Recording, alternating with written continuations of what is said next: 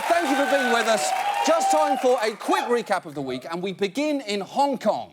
The former British colony now back under Chinese rule. All week, protesters have been in the streets, angry at the Chinese government's announcement that they would be pre-selecting all candidates for Hong Kong's 2017 elections. And Hong Kong is in an odd situation. It's a limited democracy inside a communist country, a setup that their own constitution describes as one country, two systems. It's like the two girls, one cup of governance, with one girl having a lot more control over what happens to that cup. Now, the protests have been notable not just for their size, but also for their tone. This is one of the most peaceful and polite mass protests I've ever covered. There's an enormous amount of housekeeping being done. These are extremely polite protesters. There were all these signs that were really, I thought, really kind of cute and really told you about the Hong Kong protester. It would say something like, you know, fighting for democracy, you know, apologies for the inconvenience. It seems Hong Kong may have left the British Empire, but we clearly left our manners behind. We'd very much like to rise up against the great state of China, but certainly wouldn't want to cause a mess while we're doing it. Scrub-a-dub-dub, what? The ingenuity of the protesters has also been striking. Not only have they repelled pepper spray with umbrellas, but when the government cracked down on communication, they found a workaround. Protesters are using an app called Fire Chat, which was developed here in San Francisco for people who want to exchange text messages via Bluetooth. It's intended for use at off-the-grid events, things like Burning Man or Coachella. Yes, the Hong Kong protesters have achieved the impossible, making something featuring the words Bluetooth, Burning Man and Coachella not incredibly annoying. Although, I do have to say, if I was going to use any invention from Burning Man to fight the Chinese government, I definitely would have gone with the 8-armed metal fire beast. Not even a Chinese tank is going to take on the Pyroctopus. Moving on, Brazil went to the polls today. They're voting in presidential and local elections, and turnout is expected to be extremely high for one interesting reason. Voting is obligatory in Brazil. Yes. It's basically illegal not to vote in Brazil, a well-intentioned law. The problem is, when you make something obligatory, people resent it. And when they resent it, they fuck with it. Which has led to a proud tradition of joke protest candidates in Brazil going back to 1959, when Sao Paulo actually elected a rhinoceros to the city council. Now, yes, her ballots were sadly disqualified after they realised what had happened, so the second-place candidate took office, a penguin in a bowler hat.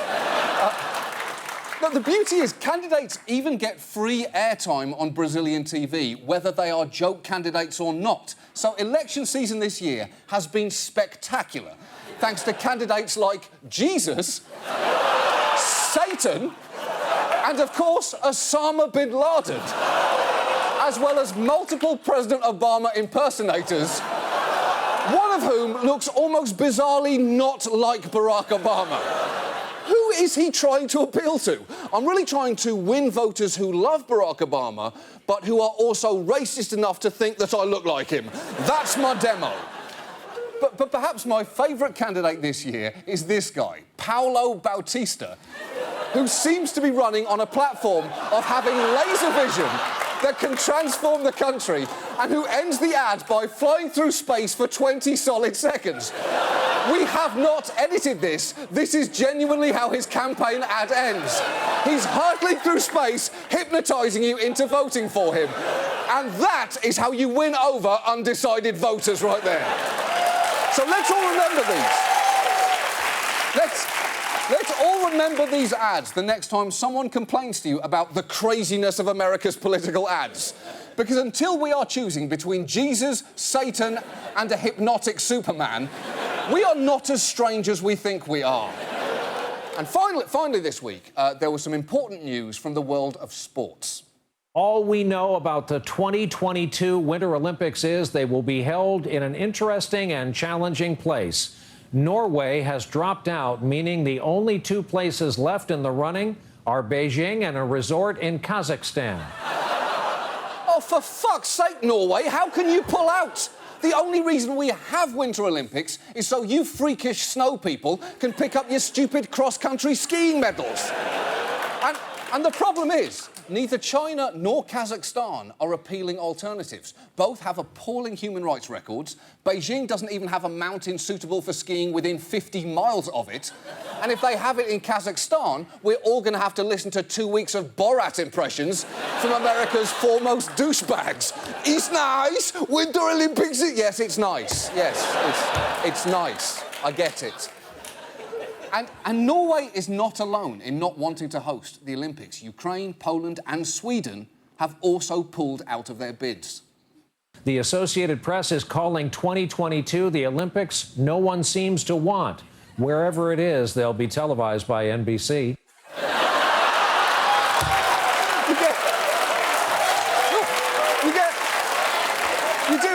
You genuinely get the sense, if they just whitened the shot out just slightly, you'd have seen Brian Williams making the jerk-off hand motion. Yeah. Whatever it is, it'll be televised on NBC. What am I doing here? Get me out of this place. So just out of interest, what happened with the Norwegian bid? How did a country that makes socks like these suddenly get cold feet? Well, it turns out it might have something to do with the IOC's 7,000 pages of host nation demands, including, and these are all real, a demand to be presented to the king that the hotel's minibar must be stocked with Coke products and that members should be greeted with a smiling, positive and welcoming staff and with seasonal fruits and pastries waiting for them in their hotel rooms. Incidentally, what the fuck is a seasonal pastry in Oslo in February? I'm guessing it's something like a herring with vanilla frosting. Look, I get why Norway doesn't want to deal with all this, but someone has to, or China or Kazakhstan are going to win. And that is why, tonight, I am proud to say, we are officially announcing our bid to host the 2022 Winter Olympics right here in the Last Week Tonight studio. Now, sure, we're not a world-class ski destination. We're a TV show filmed in a small studio in New York's historic carjacking district. But we will meet all of the IOC's demands. First, here is your fridge full of Coke products. Look, there's even Fresca in there. The soda that's like having a grapefruit shit in your mouth. And I know that you want to be greeted by a contractually mandated smile. Here you go. Look at her. She hates you and you'd barely know. And sure, we may not have the greatest facilities for an international winter sports event, but we do have exactly as many ski mountains as the entire city of Beijing. And we also have this combined ice rink, ski slope and bobsled track. Also, we even have a second fridge of Coke products. This one has vanilla Coke in it. It's like drinking a Glade plug-in. And while we may not have a king for you to meet, we've got something even better. A King Charles Spaniel dressed as a king. He's a good boy. He's a very good boy. And don't worry about Olympic mascots. We already have two. A Scottish unicorn and a horny space gecko. So come on, IOC. Come on. Hosting the Olympics here makes exactly as much sense as Beijing and Kazakhstan, and we have a much better human rights record than at least one of those. Last Week Tonight Olympics 2022! Yes! And now this. And now, Last Week Tonight asks, how is this still a thing? This week, Columbus Day. How is this still a thing? America has a lot of solemn holiday traditions. From saluting the quiet dignity of the Irish, to proudly celebrating our birth as a nation, to just spending quality time with family at Thanksgiving. But next week brings perhaps the strangest of American holidays, Columbus Day, which brings with it the beloved annual traditions of cheesy local commercials. In 1492, Columbus sailed the ocean blue to celebrate Mattress Depot. And Americans turning up to an unexpectedly closed post office and going, oh yeah, it's Columbus Day. Shit. This proud holiday commemorates the landing of Christopher Columbus in the Bahamas in 1492, beginning a long tradition of obnoxious white people visiting Caribbean islands and acting like they own the place. In school, American children learn about Christopher Columbus's life. I will discover a shortcut to India. We'll call this part of India San Salvador. Of course, what they tend not to learn are the parts of Columbus's life where he kidnapped Native Americans and sold them into slavery, had his men slice them to pieces, and through disease and warfare killed roughly half the population of Haiti. But in fairness, none of that rhymes with in 1492. Nevertheless, Columbus became famous for his discoveries, specifically the discovery that you can discover a continent with millions of people already living on it that had also been visited by Vikings around 500 years earlier. In fact, many U.S. states and cities no longer recognize Columbus Day, raising the question, why do the rest of us still do it? Sure, it's a chance for Italians to celebrate their heritage, but there are so many other heroes they could celebrate. Why not Frank Sinatra Day? He killed no Native Americans that we know of. Or Mario Batali. If he's killed anyone, it's through cheese. Or Al Pacino Day, a day that will probably start well and end as an overblown parody of itself. She got a great ass! So America's least favorite holiday commemorates a murderous egomaniac whose most famous discovery was a case of getting lost and refusing to ask directions. All of which is enough to make you wonder, Columbus Day, how is this still a thing?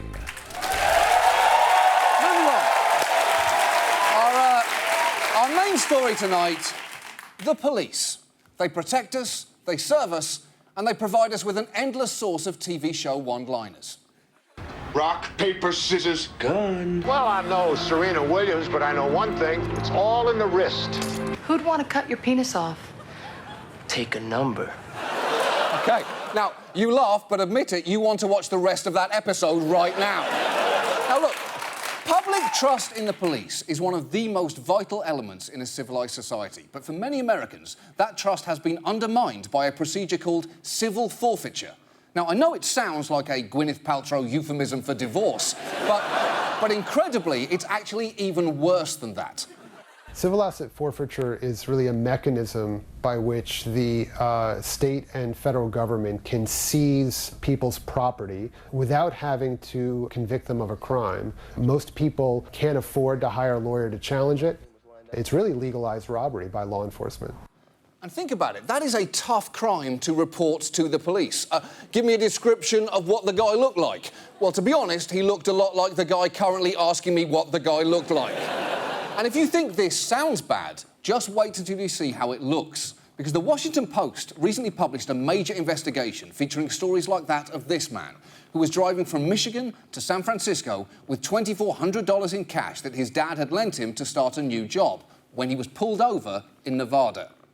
I gave him my license and registration, and then as he was looking at that information, he asked me how much money I was traveling with. Lee told him about the money his dad gave him, which he kept in the trunk.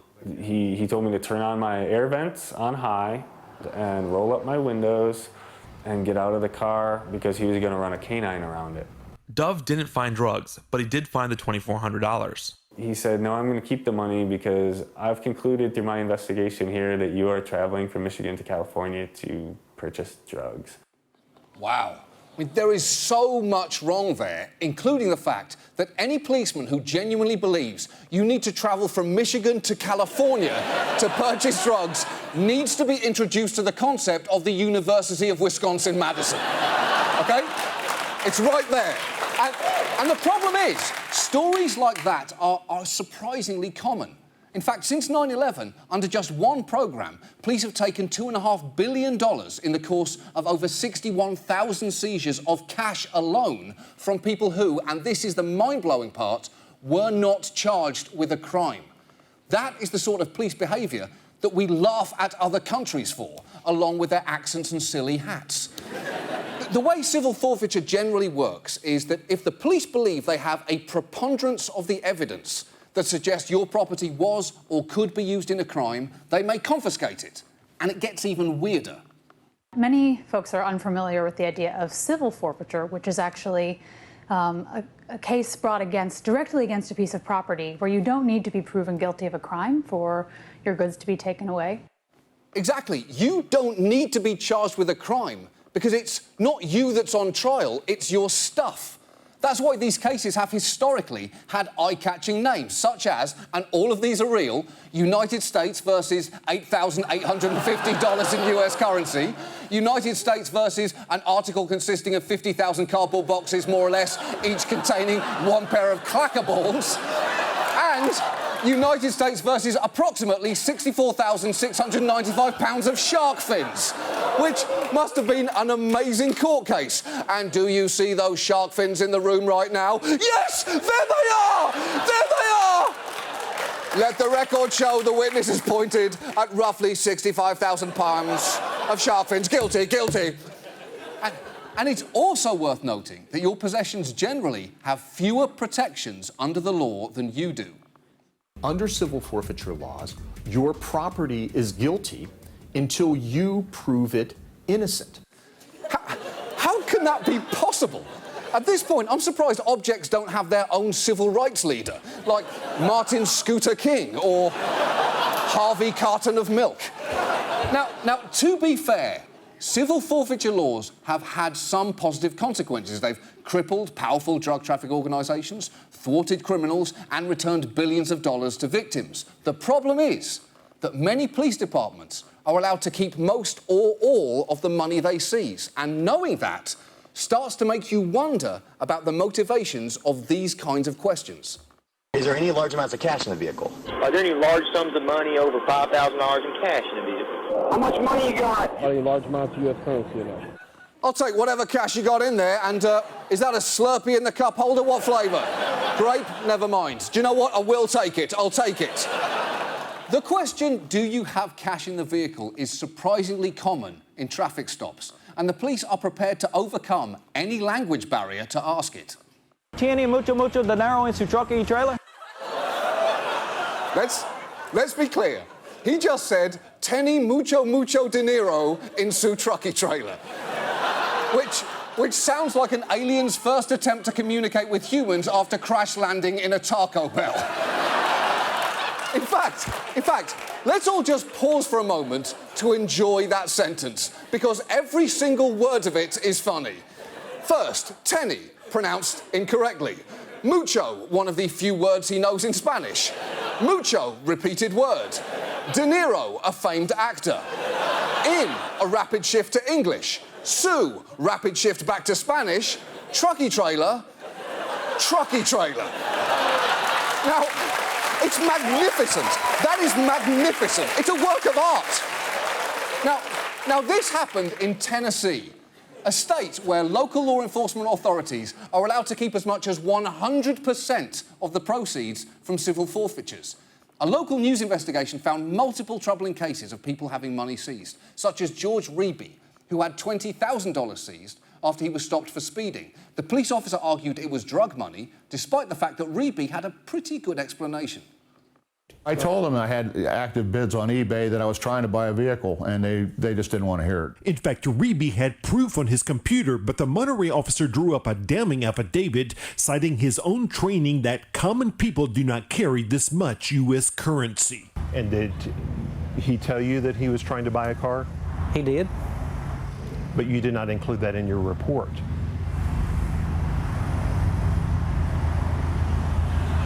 If it's not in there, I didn't put it in there. So why would you leave that out? I don't know. What do you mean you don't know? I expect a better answer from a police officer than a 4-year-old who just spilled grape juice on the couch. What happened to your drink? I don't know. If it's not in my glass, it's not in my glass. I don't know. I don't know.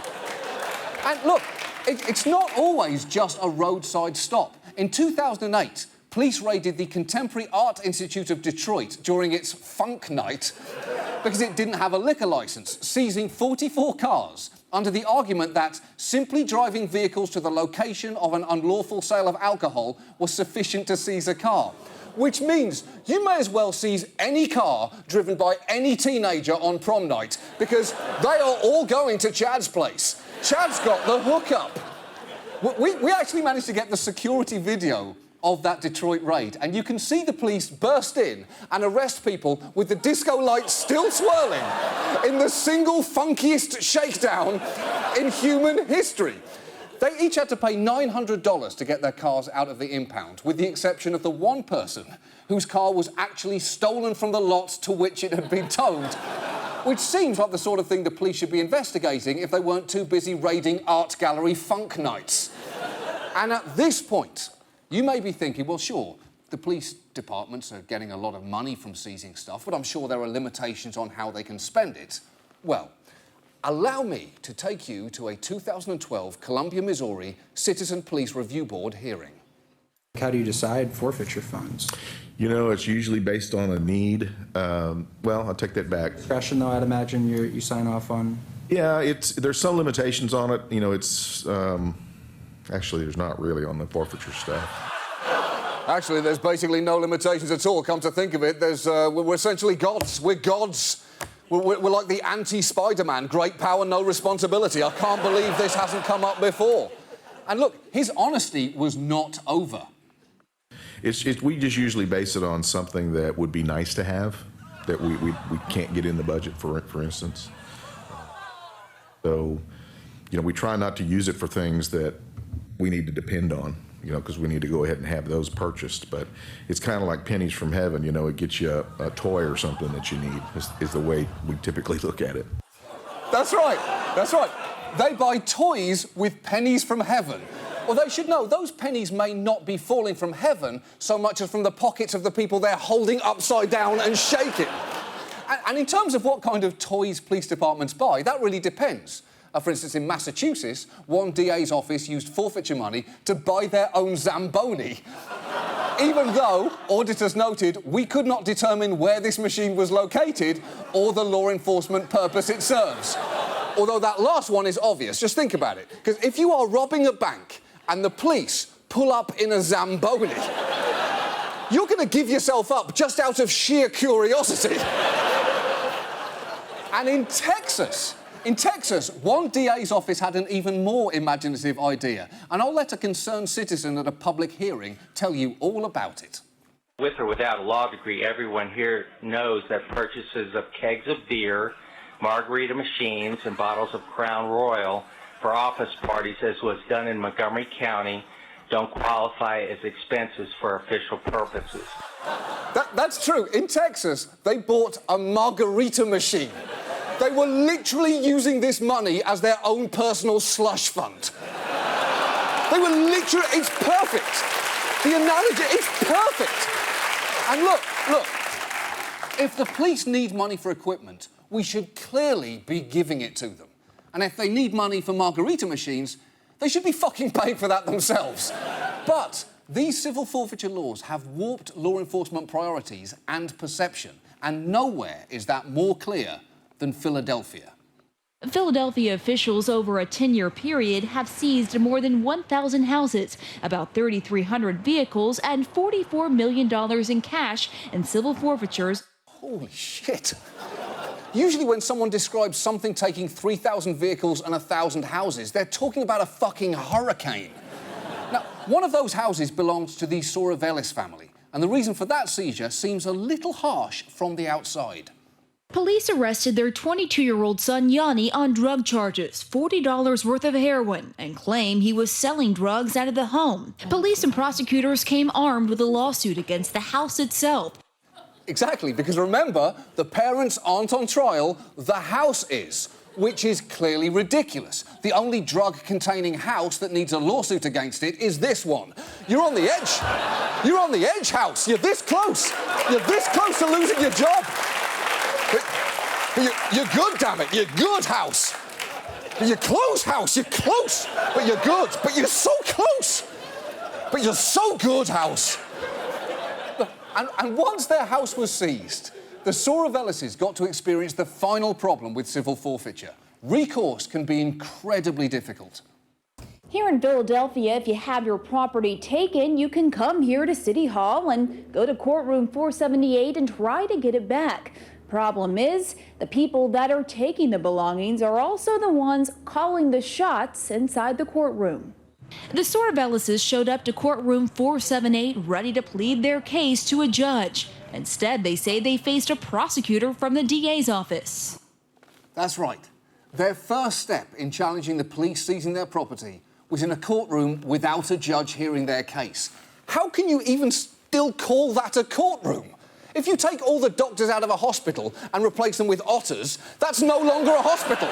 It's better, it's much better, but it's not a hospital. I don't know what, I love it, but it's not a hospital. In fact, recourse is so difficult that most people who've lost stuff to civil forfeiture just choose to walk away rather than fight. So at this point, it should seem obvious that the bad may be starting to outweigh the good with civil forfeiture laws. So we've really got two choices. We can take a hard look at reforming them, or, at the very least, we need to reform our network cop dramas to make them a lot more representative of what is actually happening. Coming soon, Law and Order, Civil Asset Forfeiture Unit. Get ready to go inside the thrilling world of civil forfeiture. Knock, knock! Freeze, police! Hands on the ground, get off the sofa. Keep them where we can see them. You're under arrest. What for? You guys got nothing on me. Not you. The sofa. Coming this fall. A procedural about law enforcement's shadiest procedure. Rough night, huh? Well, it's about to get a lot rougher. That's $2,500 in cash hanging out in somebody's glove box, huh? Answer me. These cops are determined, and they won't stop until they get everything. Every last thing. You're dirty, right? Drug deal, guns, what is it? I can't help you if you don't talk to me. I'm gonna beat the shit out of you. Detective Forfeiture, Civil Forfeiture Unit. Brace yourself for hard-pounding takedowns. Resisting arrest? Send in backup. Send in backup. The defendants are inanimate, but the drama is anything but. Frisk him. There's a pile of silver dollars next door that says you did it. You will lose, and I will win.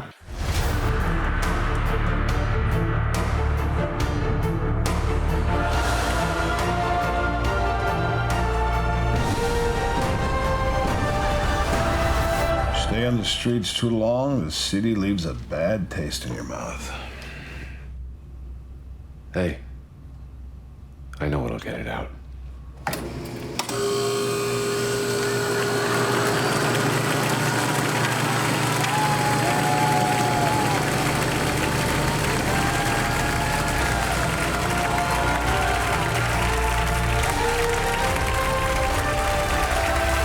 Law and Order, Civil Asset Forfeiture Unit. I'm gonna crumple you up till you look like a cat's asshole. That's our show. We'll be back in 2 weeks. Thank you so much for watching. Good night. This is nothing more than a kind of a tap dance, speaking of which, here. Yeah?